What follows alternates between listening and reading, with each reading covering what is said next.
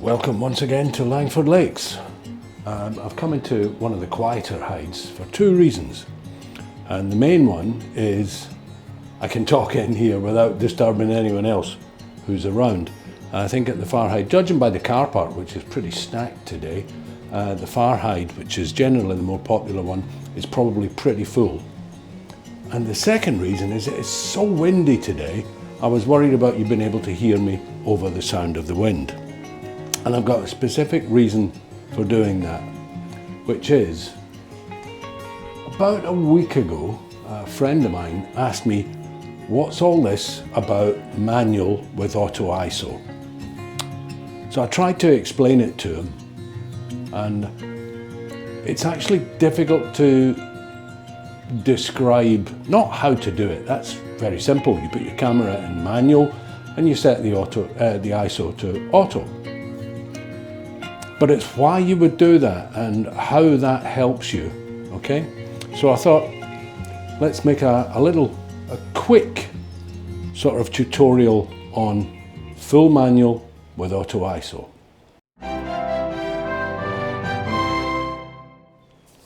Okay, so hopefully you can see the settings I've got down at the bottom of the screen here. So the shutter speed is set at a 2,000th of a second.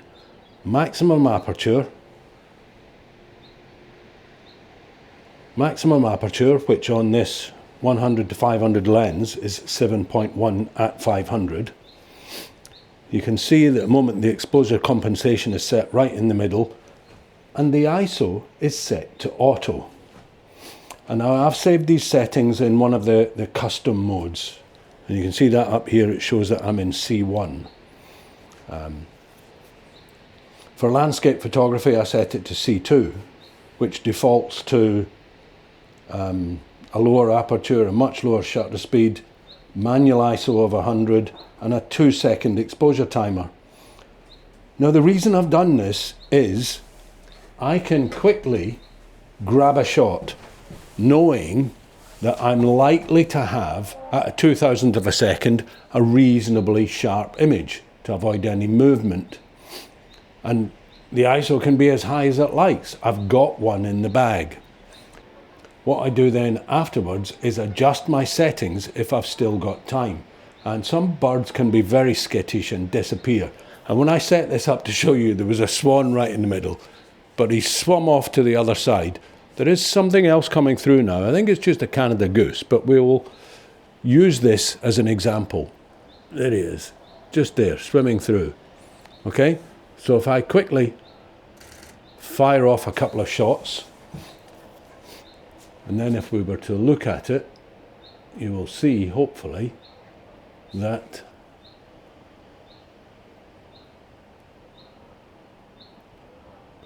it's badly out of focus. So we'll try that again.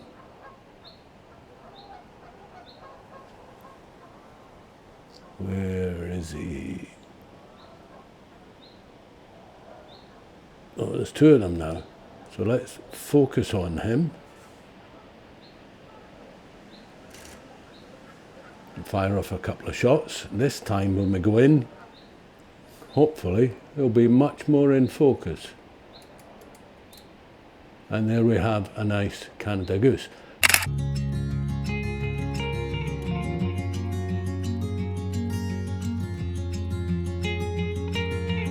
Now you can see on a nice bright day like today, it's only set in at ISO 2000, which is probably workable. So I probably wouldn't change these settings at all. But if it was darker, if I was here earlier in the morning, or if we were here into the evening, that first shot might have been taken at ISO 12,800. But he's not moving very fast, so I'd be able to reduce the shutter speed to about 500th or an 800th of a second. Let me show you what I mean. Slow that down to a 500th of a second.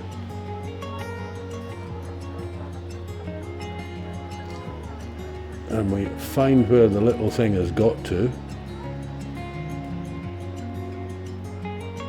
There we go, there they are. Focus on that. They're moving too fast now, see?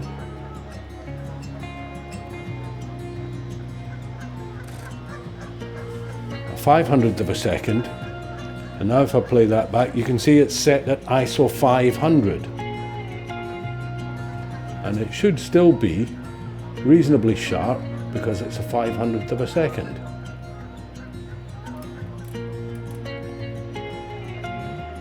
And it is, although I'd prefer something a little bit faster just to be on the safe side.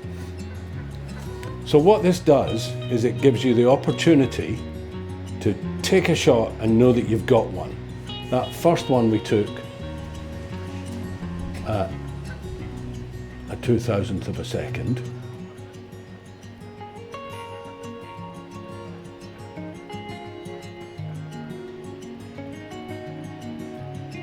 See, 2,000th of a second, f7.1, 1600 ISO.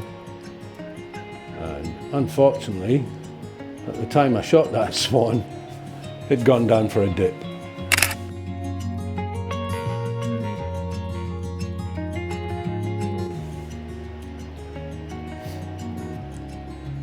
That means you've got one safe shot. Now you can take the time to adjust your settings to what you would prefer it to be at for your actual shot. So that's my simple little tutorial on how to use full manual with auto ISO or ISO, whichever you prefer to say. Now sadly there's not very much happening here, so I'm going to pack up for a bit and head up to the usual hide. Well, that'll be that one I walked past last time I was here then. A territorial goose. Please be careful and give a wide berth. Well, it looks like it's actually gone as far as fencing off its nest. So it was a little busy in here for a little while, but I've now got the hide to myself. So I just thought it might be worth just showing you how I work this in action. And there's actually very little to see here today, but there are a few things around. There's a great white egret hiding in the reeds. There's a couple of shovelers and some mallards kicking around. There's a Canada goose just below me sitting on a nest. But it's just a case of trying to see if there's anything to show you how I work this manual with auto ISO. So the first thing I do, as before, is set my custom mode. Automatically sets it for me. 2,000th of a second, maximum aperture f7.1. At the moment, no exposure bracketing or reducing, and auto ISO.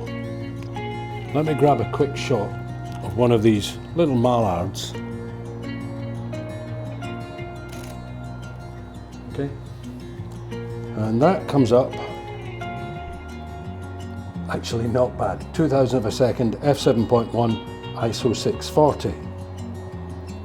And if I zoom in, beautifully sharp, maybe a little bit noise in the water beyond it, which is out of focus.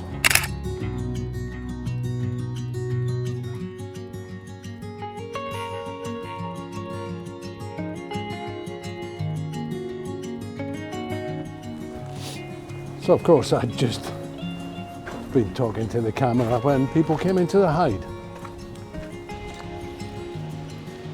So that's it for another visit to Langford Lakes. Disappointing today, mainly I suspect because of the wind. It is very windy and it's due to get even stronger this afternoon.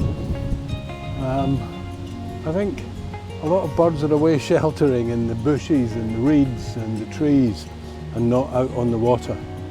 But I hope you found that little bit of a tutorial of some use to you on using manual with auto ISO. Now, if you did, it'd be great if you could leave a comment just letting me know how you're going to use it or how you've managed to do something similar. Either way, thank you very much for watching, and I'll see you on the next one.